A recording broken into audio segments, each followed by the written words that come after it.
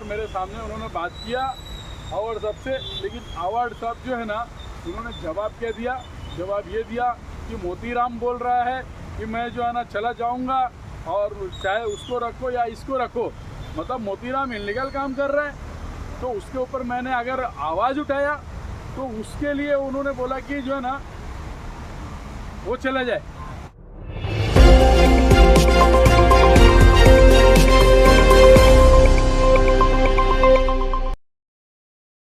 अस्सलाम वालेकुम, जय हिंद दोस्तों। मैं हूं सरवर खान, जनता टाइम्स न्यूज़ में आपका स्वागत है।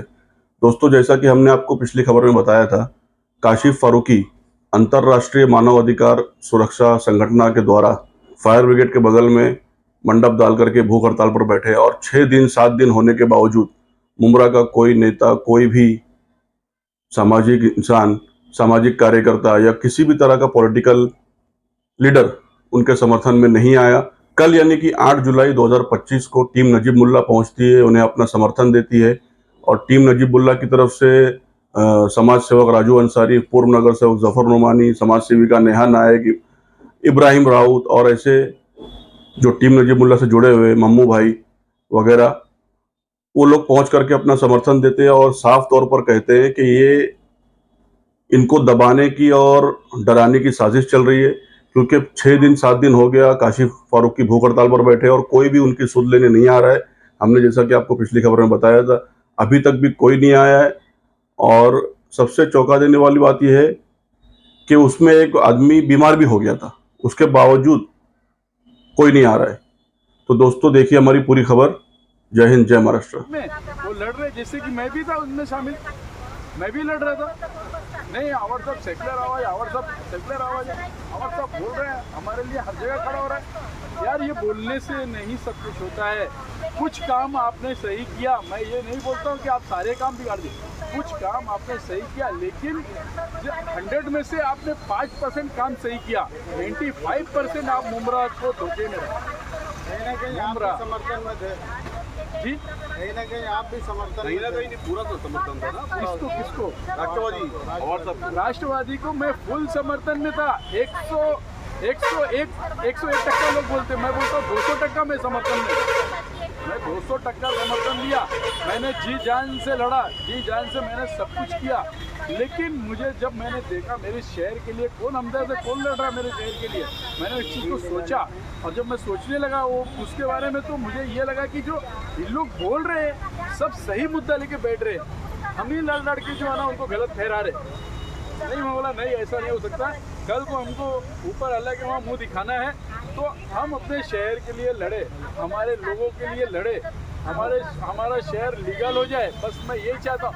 आप इतने साल से हाउसिंग मिनिस्टर रहने के बाद आपके लिए दाएं बाएं हाथ तक खेलता, हमारा शहर का पूरा हुलिया चेंज कर देते थे, पूरा नक्शा चेंज हो जाता था हमारा शहर का।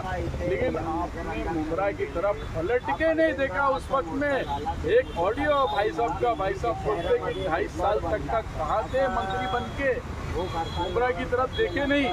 उस पर भी मैं गलत करा रहा था कि नहीं, लेकिन मैं अभी जब सोच रहा हूँ तो मेरा शहर एकदम इल्लीगल है, एकदम इल्लीगल है। लोगों को मालूम नहीं, लोग समझ नहीं पा रहे। शहर के लोग सोचते हम कॉलोनी में रहते, नशेमंद कॉलोनी में रहते, नशेमंद में रहते, एकॉर्ड में रहते, फला कॉलोनी में रहते। हम तो बहुत गर्व से रहते। अरे गर्व से क्या रहते, तुम्हारे उस पर इल्लीगल बांधकाम लिखा हुआ ऑलरेडी टैक्स के ऊपर, वो हटवाओ। अनधिकृत बांधकाम लिखा हुआ है, उसको हटवा लो भाई।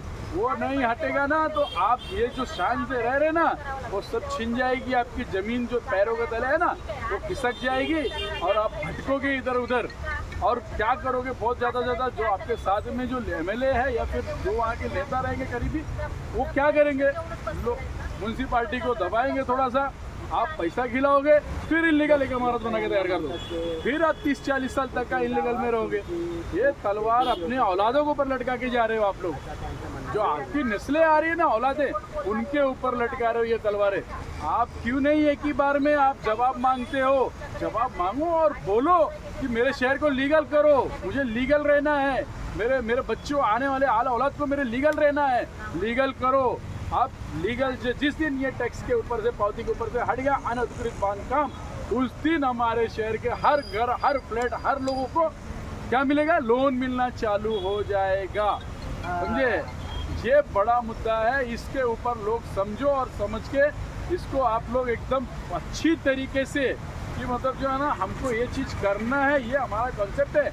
आपने जितेंद्र आव्हाड साहब को जिताया बीजेपी के नाम पे, लेकिन मैं आपको ये भी बता देता हूँ सिर्फ इलेक्शन की तैयारी, नगर सेवक चुनने की तैयारी और जो है ना क्या मेयर बिठाने की तैयारी, ये सब है।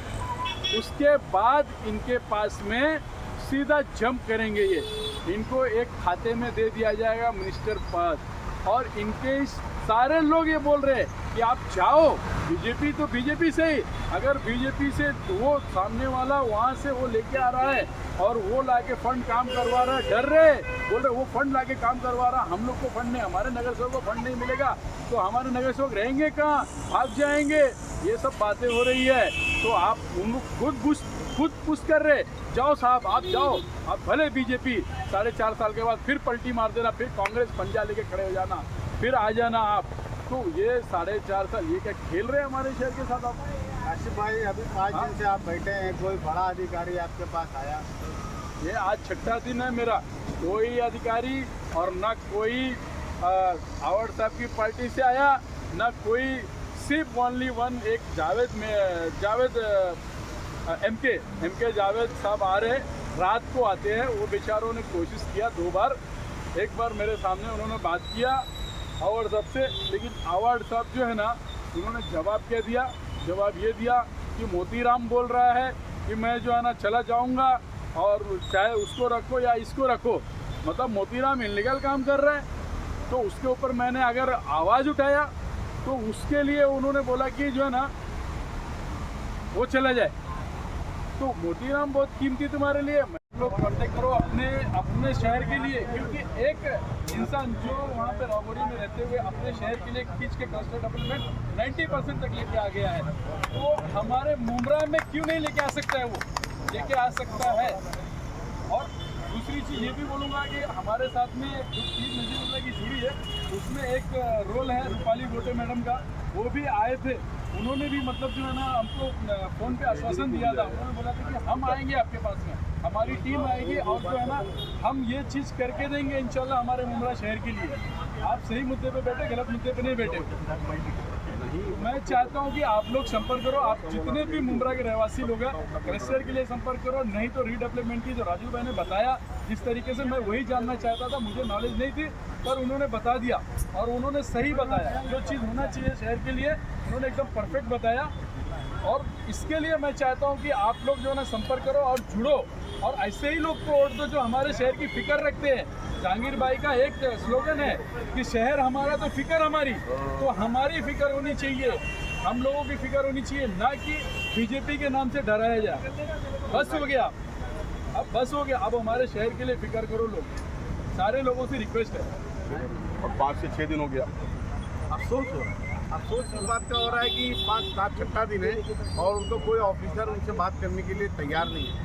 और मैंने जहाँ तक उनसे पता किया तो उन्होंने कहा कि उन पर प्रेशर है, एमसी पर प्रेशर है। अभी हम वहीं जा रहे हैं, देखते हैं कितना बड़ा प्रेशर और किसका प्रेशर है। इंशाल्लाह इन लोगों की जो डिमांड है, काशिफ भाई वगैरह की जो डिमांड है, शहर की भलाई के लिए है, उनकी पर्सनल लड़ाई नहीं है, वो शहर की लड़ाई के लिए बैठे हुए हैं, शहर की फलाह बहबूदी के लिए बैठे हुए हैं।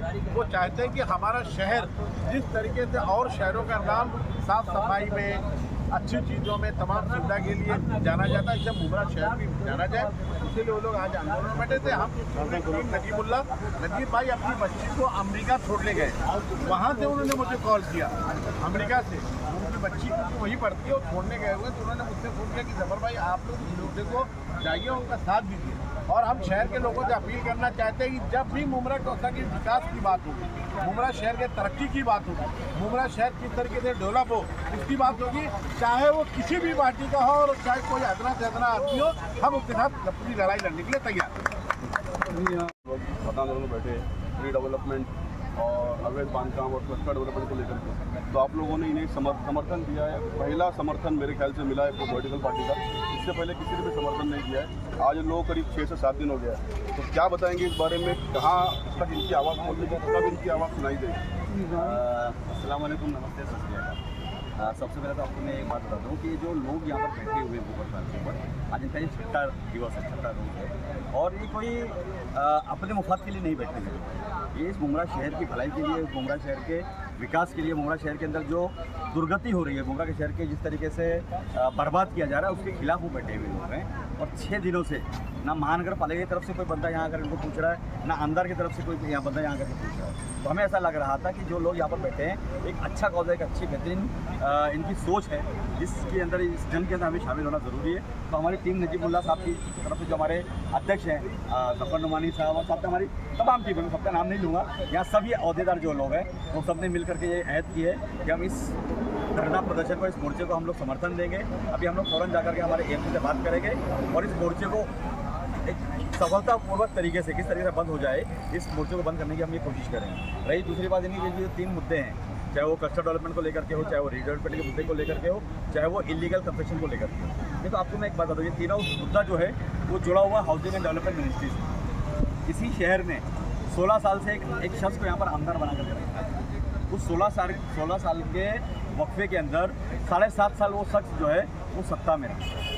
2009 से लेकर के 2014 तक के कांग्रेस एनसीपी की सत्ता रही, जिसमें वो एज एमएलए रहे, जिसमें 6 महीना वो मंत्री भी रहे, मेडिकल एजुकेशन के मिनिस्टर रहे वो प्लस के 6 महीने। और उसके बाद में जब वापस ये सत्ता आई 2019 से लेकर के 2022 तक के, तो इस 2.5 साल के वक्फे के अंदर वो हाउसिंग एंड डेवलपमेंट के मिनिस्टर रहे। उनको बहुत फिक्र थी कमाटीपुरा बन जाए, उनको बहुत फिक्र थी कि रमाबाई अम्बेडकर कॉलोनी बन जाए, उनको बहुत फिक्र थी कि बैराम बाग जोगेश्वरी बन जाए, उनको बहुत फिक्र थी कि मलाल मालोनी बन जाए, उनको बहुत फिक्र थी कि वडाला बन जाए, उनको बहुत फिक्र थी कि वर्ली बन जाए। मगर जिस शहर ने उनको पहचान दी, जिस शहर ने उनको भारी मतों से जिता करके लाया, जब उन्होंने ये नहीं सोचा कि इस मुमरा शहर जहाँ पर 90% लोग आज जर्जर इमारतों में रहते हैं, जो 30 साल 40 साल और 50 साल पुरानी बिल्डिंग है, तो उनके लिए कुछ सोचा जाए, किस तरीके से यहाँ मुमरा में रीडेवलपमेंट आ जाए, किस तरीके से यहाँ पे क्लस्टर डेवलपमेंट आ जाए, किस तरीके से यहाँ पर ये इलीगल बिल्डिंग है जो लोग फ्लैट खरीदते थे। तो आपको मैं एक बात बता दूँ, मैं कोई शौक से इलीगल बिल्डिंग में फ्लैट नहीं खरीदता है, वो भी चाहता है कि मुझे लीगल बिल्डिंग में फ्लैट मिले, मेरे पास भी क्लब हाउस हो, मेरे पास भी पार्किंग हो, मेरे पास भी स्विमिंग पूल हो। पर गरीब है, कहाँ से लाएगा इतना पैसा? तो वो क्या करता है कि 4-5 लाख रुपये जमा करता है 20 साल के अंदर, बताइए किसी इलीगल बिल्डिंग में फ्लैट खरीदता है, और फिर उसके ऊपर हमेशा ज़िंदगी भर लड़की की तलवार रहती है, कब मेरी बिल्डिंग टूटेगी और कब मैं बेघर हो जाऊँगा। तो क्या इनको ये फिक्र नहीं थी कि मुमरा कौसा के अंदर रेंटल हाउसिंग स्कीम के माध्यम, माडा के माध्यम से, बीएसयूपी के माध्यम से, स्टेट गवर्नमेंट के माध्यम से, एमएमआरडी के माध्यम से, एसआरए के माध्यम से, क्लस्टर के माध्यम से मुमरा कौसा के अंदर वो कुछ नहीं तो 10,000 घर बनवा सकते थे। एक घर बनवाया घर उन्होंने, एक घर। 2.5 साल आप मंत्रालय में रहे, बड़े मिनिस्टर रहे, आपने, मैंने देखा कि इतनी गर्दी आपके बंगले पर रहती थी, वो ये तरीके पर लोग जब वीडियो डालते तो देखा करता था कि बहुत गर्दी होती थी। बहुत बड़े बड़े बिल्डर, नामी गिरामी बिल्डर पूरे महाराष्ट्र के, उनके पास आकर के अपनी फाइल सैंक्शन करवा के ले आया करते थे। तो कभी आपने सोचा कि नहीं, मैं जिस जगह से जीत कर आया हूँ, जिस शहर ने मुझे पहचान दिए, वो शहर के लिए भी मेरी कोई जिम्मेदारी है, कभी उन्होंने नहीं सोचा।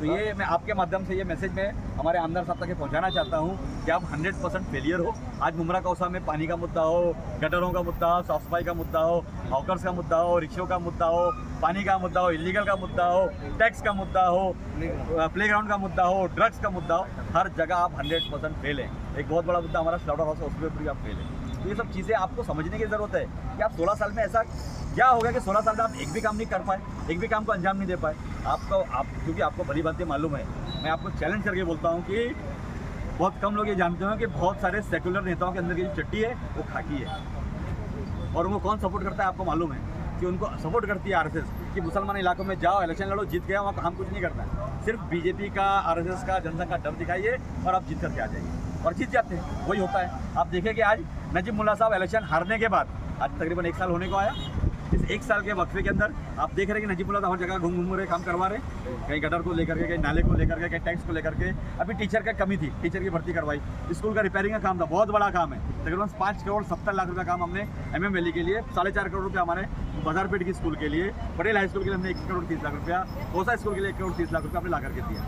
ये किसकी देन है? नजीमुल्ला साहब की देन है, हमारे श्रीकांत जिंदर साहब, जिनको वोट नहीं दिया मुमरा कौसा के लोगों ने, मगर आज मुमरा कौसा के अंदर वो बड़े बड़े काम करे। आज नाले के लिए उन्होंने 77 करोड़ रुपये दिया मुमरा कौसा को, 77 करोड़ रुपये बहुत बड़ी रकम होती है। दोस्ती के अंदर जाके अपने पर्सनल फंड से, अपने ट्रस्ट के फंड से वहाँ पे उन्होंने वाटर प्यूरिफिकेशन का प्लांट लगाया। आज मुमरा कौसा का जो हमारा आरओबी है पासिक टनल के ऊपर, उसका एक्सपेंशन का प्लान को उन्होंने मंजूर दे करके उसको फाइल को आगे भेजाया। हमारे मुमरा कौसा के कहाँ पर फ्लाईओवर की जरूरत है, कहाँ पर एलिवेटेड रोड की जरूरत है, उसके ऊपर उन्होंने प्लान सैंक्शन करवाया। मुमरा कौसा के लिए चौपाटी बनाने का काम 65 करोड़ रुपये का उन्होंने करके दिया। तो जो आदमी हमारे लिए काम करके दे रहा है, तो क्या ये हमारी जिम्मेदारी नहीं कि उसको हम कुछ वोट दें? और होता क्या है कि नहीं, वो बीजेपी के साथ वाले लोग हैं, उनको वोट नहीं देना चाहिए और ये जीत जाते हैं। चलो ठीक है भाई, हम तो बीजेपी के खिलाफ है जिंदगी भर रहे, मगर हम बीजेपी से डरने वाले लोग नहीं है। आपको हम वोट दे रहे हैं, आप तो काम करवाइए, आप तो काम कीजिए। आप काम करोगे भी नहीं, दूसरों को करने भी नहीं दोगे, और मुमरा कौसा में सिर्फ जातिवाद करो। जिस तरीके से पूरे हिंदुस्तान के अंदर बीजेपी जातिवाद कर करके इलेक्शन जीतती है, उसी तरीके से मुमरा कौसा के अंदर हमारा आमदार जो जातिवाद करके इलेक्शन जीतता है।